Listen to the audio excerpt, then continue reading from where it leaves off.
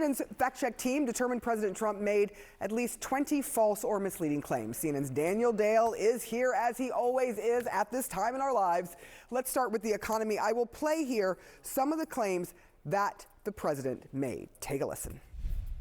12 months ago, I had just inherited a nation in crisis with a stagnant economy, inflation at record levels. In 12 months, I secured commitments for more than $18 trillion pouring in from all over the globe. I believe the tariffs paid for by foreign countries will, like in the past, substantially replace the modern-day system of income tax.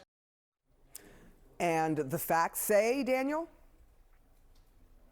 A whole lot of nonsense there. I'm going to start from the end. So the president claimed that tariffs are paid for by foreign countries. They simply are not. The tariff payments to the U.S. government are made by U.S. importers, and we know from life experience and from academic study after study that they often pass on some or all of their costs to the final consumer.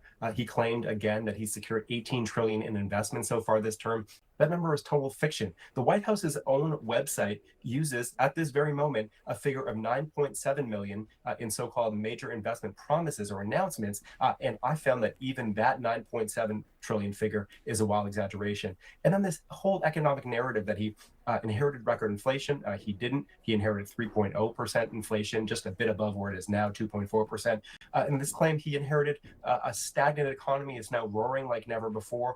Look, economic growth in 2025, mostly under Trump, was 2.2%. That was partly affected by the government shutdown in the fall, but it was 2.8% under President Biden in 2025. It was also higher than 2.2% in every other year of the Biden administration before 2024. And other metrics also don't suggest any corroboration of this narrative that there is some terrible, diseased, stagnant economy that is now booming. It's just not the case.